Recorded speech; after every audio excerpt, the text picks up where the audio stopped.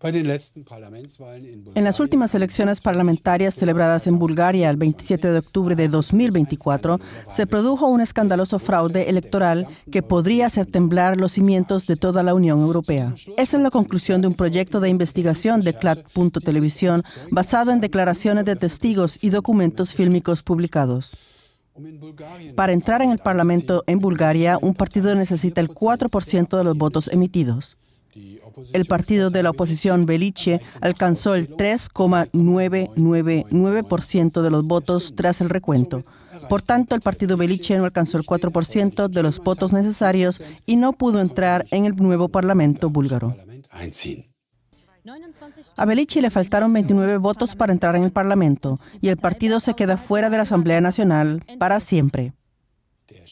El principal candidato del partido Velice, Ivelin Mikhailov, declara que fue amenazado con el resultado del 3,999% en una conversación confidencial antes de que finalizara el recuento de votos.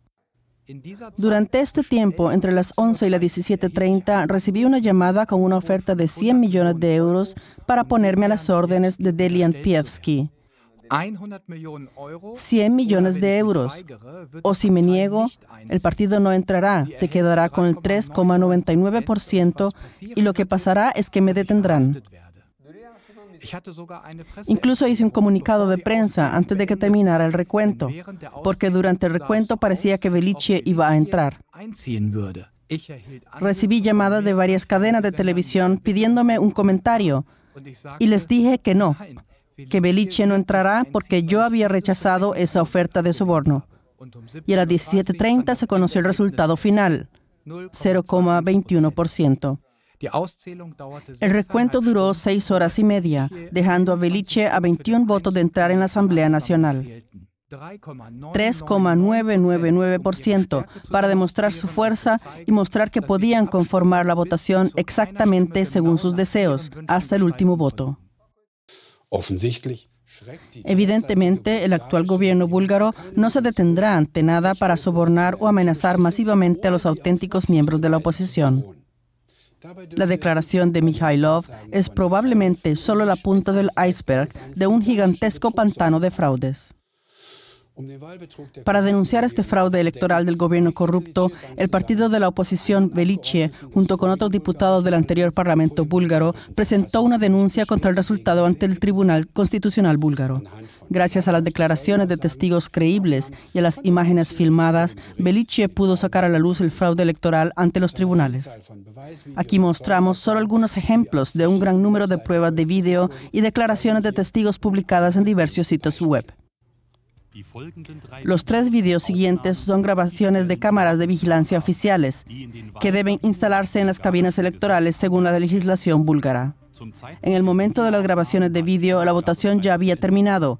Los colegios electorales estaban cerrados al público y se estaban contando los votos. Para comprender el fraude, es importante hacer la siguiente observación preliminar. En Bulgaria, cada papeleta debe ser sellada por el supervisor electoral delante del votante y una esquina de la papeleta debe ser cortada o arrancada. Este es un requisito previo para que el voto se considere válido. En este vídeo se puede ver cómo un trabajador electoral arranca las esquinas de la papeleta durante el recuento.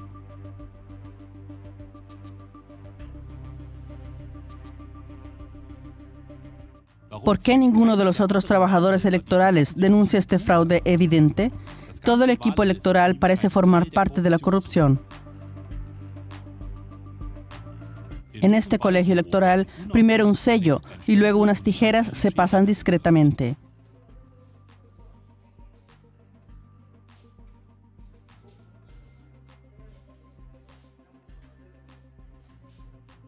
Una vez más, por repetición, las papeletas nunca deben sellarse ni cortarse durante el recuento. Y esto incluso se hace aquí por lotes, así que hay un fraude masivo.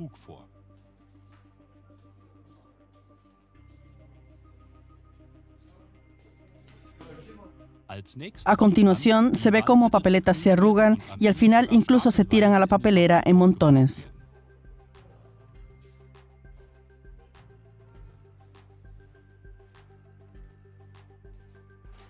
La siguiente grabación es especialmente explosiva, ya que durante el recuento se discute abiertamente sobre el reparto de votos. Al parecer, algunos partidos pueden incluso desear votos.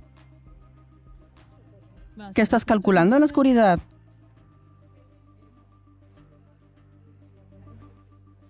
El GERB quiere que les dé más de 25. Ajá, quieren. Ellos quieren 7, 12, 18, 26, 28 y 8. El Tribunal Constitucional búlgaro tuvo que admitir el fraude electoral, por lo que Belice entró en el Parlamento con 10 diputados tras anunciarse el veredicto el 13 de marzo de 2025. El tribunal solo controló aproximadamente el 15% de las cabinas de votación según el principio de muestreo aleatorio. Lo que sigue siendo escandaloso de esta sentencia es que el tribunal no haya permitido una revisión o un recuento en todas las mesas electorales. Por tanto, el alcance real del fraude electoral permanece en la oscuridad. Evelyn Mihailov comentó lo siguiente al respecto. Belice había obtenido 2 o 3 veces más votos porque durante la propia votación disponía de información de las agencias sociológicas que analizaron los resultados. Y al principio obtuvimos un resultado muy alto. También tenemos a nuestros simpatizantes en los servicios de información que nos dijeron que nos quitaron votos una vez sobre las 15:30 y la segunda vez esta persona del servicio de información dijo: nunca había vivido un recorte tan brutal en el que nos quitaron al menos 150,000 votos.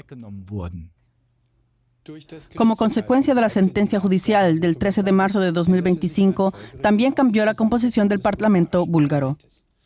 Sin embargo, la mayoría en la elección del primer ministro y el Consejo de Ministros, que ya se había celebrado, solo se consiguieron con 8 votos de diputados que no habían sido elegidos legalmente.